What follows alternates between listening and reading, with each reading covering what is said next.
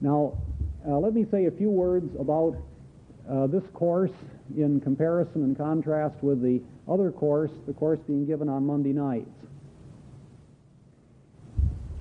The course on Monday deals with the theological situation as we find it today and attempts to determine how this theological situation came about. It's an analysis of the developments in religious thought in the 20th century against the background of the 19th century.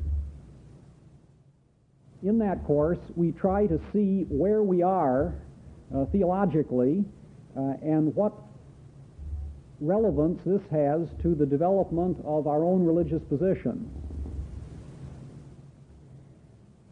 This course is quite different.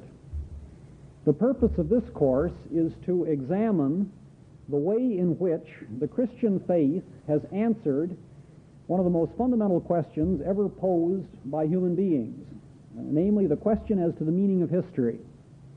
In this course, we compare and contrast the way in which Christianity views history with the way in which history is viewed by other worldviews, by other theological and philosophical viewpoints. This course attempts to evaluate Christianity as it treats the same problem which is treated by non-Christian thought.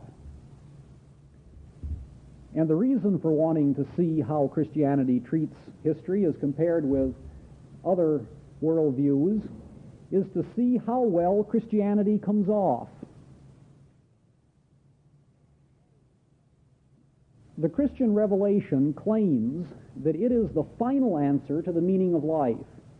Not just an answer, not just one answer among many, not just an option which it would be a nice idea for some people to choose, but not necessarily others. Christianity claims that it provides the final answer for the meaning of things. Now, this is a grandiose claim. Obviously, it wouldn't be possible to take that claim in its entirety and work with it here in the limited amount of time that we have.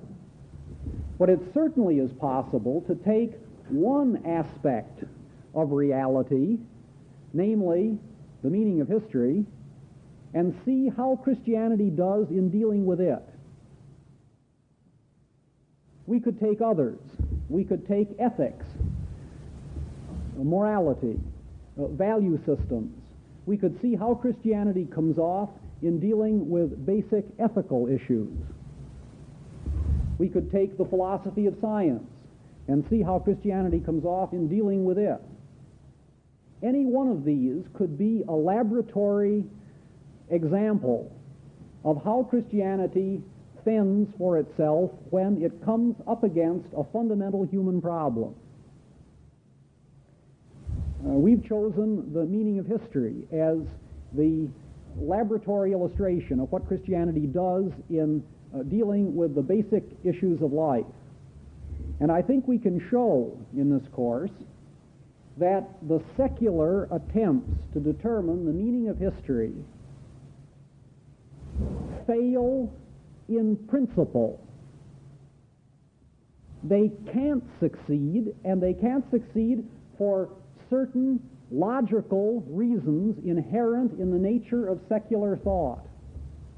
In other words, when the secularist tries to determine what history means, he starts out with three strikes against him. He may not realize this, and he generally doesn't, but the three strikes are nonetheless there. He is engaged in an activity which, by its very nature, is bound to fail, and we can see logically why it must fail. We can also see what kind of a solution the Christian faith offers to this same question. And we can see what kind of evidence the Christian faith offers in behalf of its claim. I think that you will find, if you work through this course carefully, particularly if you're able to do the readings for the course, I think you'll discover Sample complete. Ready to continue?